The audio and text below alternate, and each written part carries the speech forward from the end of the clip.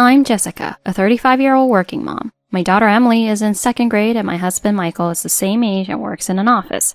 We're supposed to be a happy little family, but lately it feels like Michael's been putting us on the back burner. Hey, have you started getting ready yet?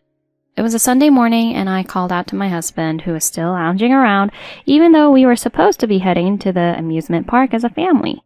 It's still early. I was planning on hanging out at a friend's place this afternoon. But we agreed to go to the amusement park today, remember? Oh, right. Sorry, I forgot. You guys can go without me. What are you talking about? You should cancel with your friend and keep your promise to our daughter.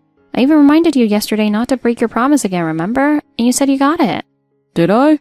Well, you and Emily can go without me, but my friend doesn't have anyone else to play the game with, so I need to stick around. You and Emily can have a relaxing day at the park, and I'll meet up with my buddies for drinks later.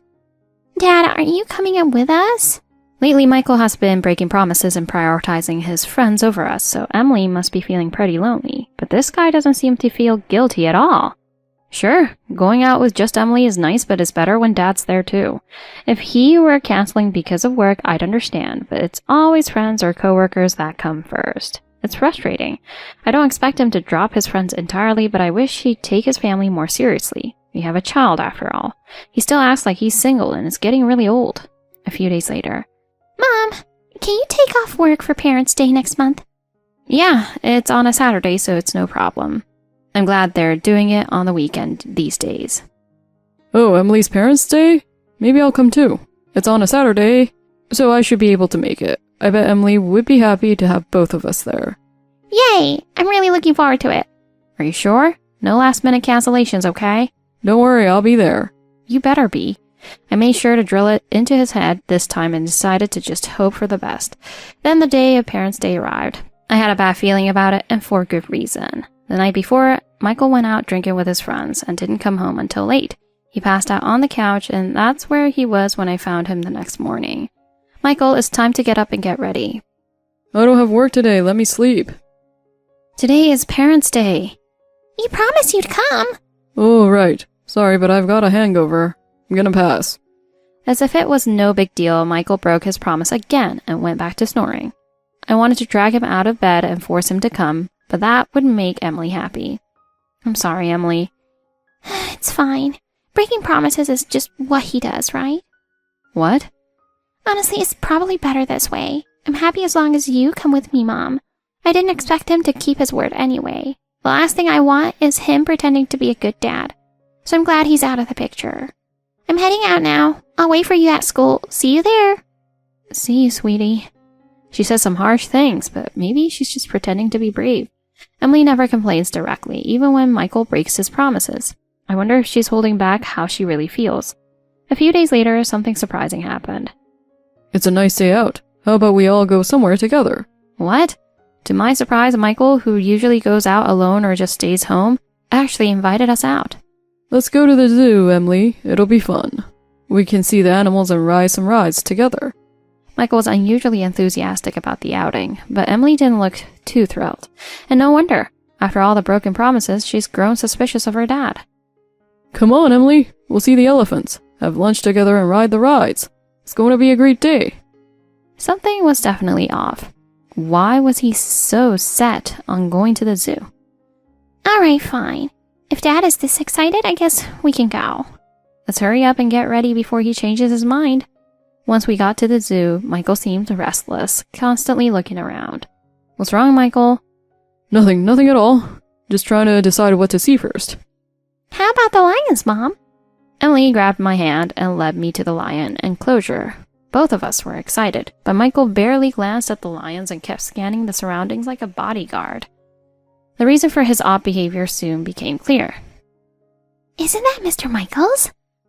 Yeah, it is. And his daughter is so cute. It's nice to see them at the zoo together. 3 young women approached us and Michael grinned widely. Are they your co-workers? Yeah, that's Amanda, Sarah, and Katie. They're all really great girls. Could it be that he invited us just because he knew they'd be here? Emily, you're so lucky to have such a great dad. Is this the image Michael is projecting at work? I wanted to tell them the truth, that he's actually a terrible husband who neglects his family. A habitual liar who prioritizes drinking with friends over family time. That's the real Michael. Dad, isn't it true that you always break your promises? What? No, I don't. Oh, come on, Dad. You only brought us here to impress your coworkers, didn't you? Emily, that's not true. I've never broken a promise. Emily's frustration was clear. All those broken promises has taken a toll. You've broken so many promises about going to the amusement park, the movies, the beach, skiing, and more. You've hurt her over and over, and now you're lying to everyone about being a good dad? Are you serious? Stop it. You were pretending like a nice dad at work. You were also telling a lie to us. No, that's not true. But wait, I heard that Michael was cooking for his family and his daughter was always having fun. You were leaving early from a drink party saying your family was waiting. Last night, Michael said he couldn't work overtime because he wanted to spend time with his daughter. Everyone at the office talks about how much he loves his family. That's right. These ladies are just messing with us. Last month I went to Emily's school event. I've taken her to the amusement park, shopping, and everywhere else. This is just a cruel joke. Huh? No one from your workplace has ever come to our house, and you've never missed a single office party. Honestly, you're just full of lies, aren't you? Does this guy really think he can keep getting away with these lies? Give it a rest, Dad. They're not lies. Come on, Dad, let's check your phone for proof. Wait. Give me my phone back. One of the coworkers grabbed Michael's phone and compared it to my activity logs. It turned out Michael hadn't been involved with us at all. So, it was all lies. What's this place you visit every Friday? And why is it listed over 50 times? Wait, is that Sarah's house? What does it mean? Well... You are having an affair with her? No, it's not like that. Well, that's why you know my name. Well, that's why you are covering him. No, Sarah and I are...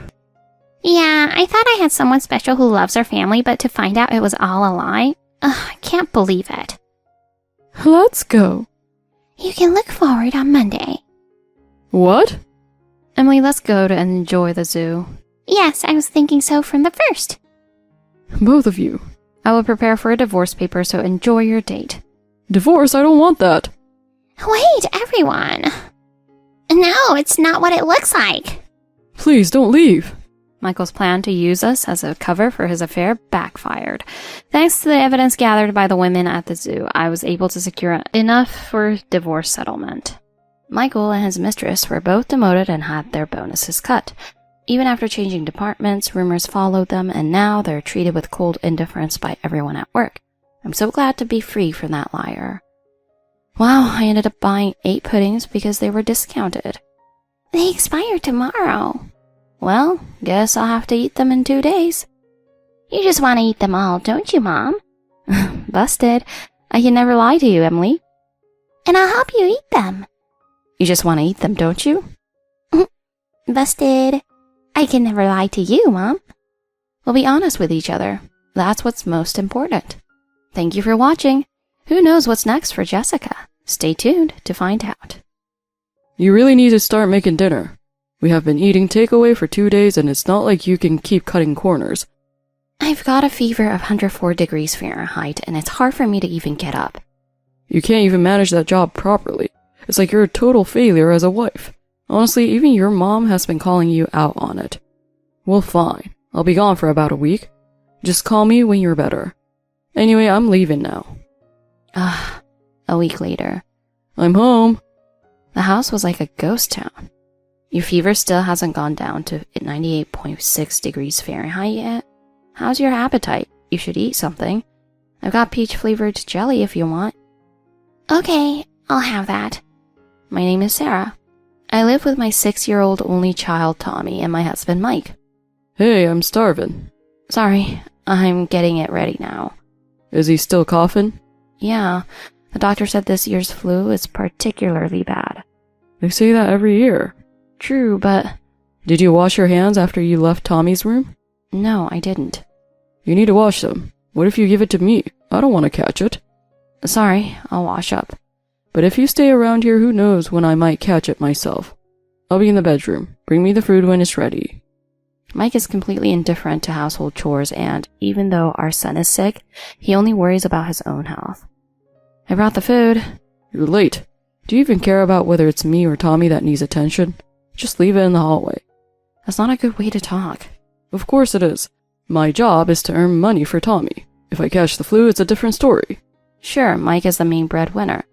But please, Tommy wants to see his dad's face. He's feeling lonely. Can't you at least show your face? And if I catch the flu, who's going to take responsibility for that? Even if you catch a cold, it's not the end of the world. So you want to go to work instead of me? That's not what I meant. I don't have time for pointless arguments. Just put the food down and leave. I quietly placed the food and went straight to Tommy's room. How are you feeling now? A bit better, thanks. Mom, is everything okay between you and Dad? You were arguing a lot earlier. Children are surprisingly perceptive. Tommy seemed to be fully aware of our argument. A week later. After a week, Tommy's flu improved, but now Mike was sick.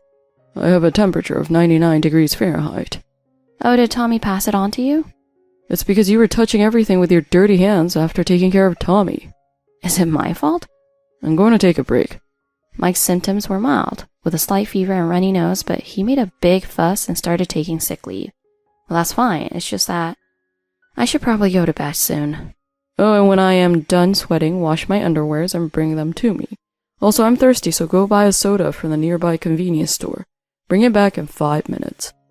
You know where the underwears are, right? And get me some iced tea since there's no sports drink. What's with the attitude? You're so indifferent, while your husband is suffering. You're supposed to be a wife. Do your duty. I guess I have to. To make our relationship a bit better, I'll put up with these demands. After a week, Mike was completely better and back to his old self, but now I caught the flu from him. I'm back. Sorry, I'm still feeling unwell. What? You were here all along. You don't need to fake being sick. Sorry. About dinner, is it okay to order a takeout? I'm in the mood for Chinese food. What, you couldn't cook? I've been feeling sick all day, and you told me not to touch.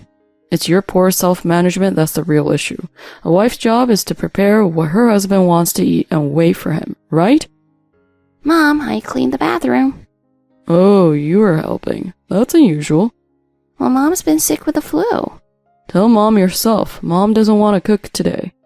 You'd rather have her cooking than convenience store meals, right? But...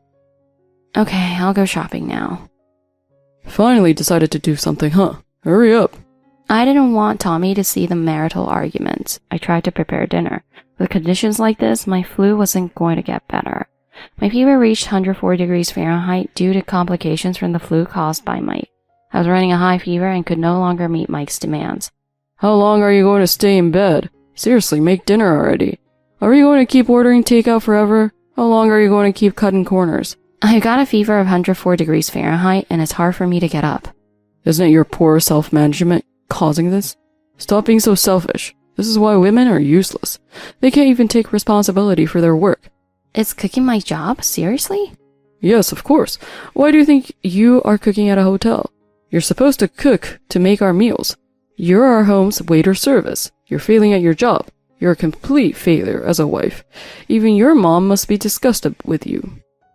He laughed condescendingly and brought a travel bag from his room. Where are you going? Since you can't handle the housework, there's no point in me staying here. Don't worry, I'm not divorcing you or anything.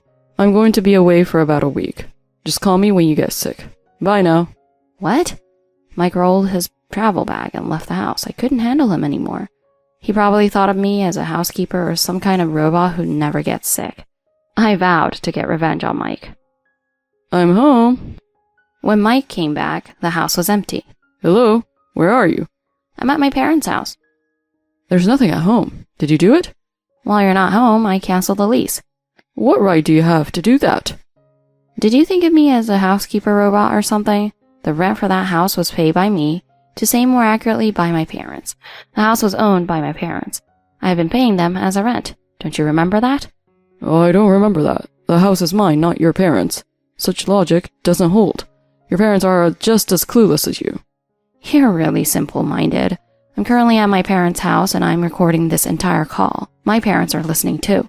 Do you want me to have my dad talk to you? You're messing with me. You don't know what's going on with me. Hello? The call was suddenly cut off. An hour later. What's going on? Explain yourself. An hour later, Mike arrived. Oh, what happened? Did you catch a cold while traveling, Mike? He looked unwell, wearing a mask and coughing. You can see I'm not feeling well, right? That's why I cut my trip short and came back. If you understand, then hurry up and come back to take care of me. I've got a sore throat and can't eat. Get me something. You've got the energy to yell at me, so you must have the energy to get your own food. So this is how a wife acts? You caught the flu because you didn't manage your health properly. It's your own fault. I'm in the mood for Chinese food today. Pork is fine. What? Can't you cook? The problem is your poor self-management. A wife's job is to prepare what her husband wants to eat and wait for him, right? Did I say that? His condition seems to be getting worse and he's responding weakly. This is all your fault, Mike. You should go to work. Taking a day off like this is unprofessional. Shut up, I'm the pillar of this house. It doesn't matter what your parents say. If you understand, then hurry up and cook. You don't seem to be reflecting at all. Here, take this. I slammed a divorce notice in front of Mike. A divorce? You think you can get a divorce over this? The lawyer said it's possible. My parents also told me to get a divorce immediately.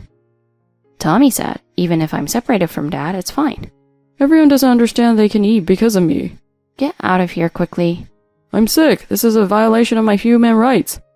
Weak from his cold, Mike was quickly kicked out of the house. However, I was sure of one thing. Mike clearly thought it was just a cold, and I thought the same. But Mike's appearance was odd. His face had a yellowish tint.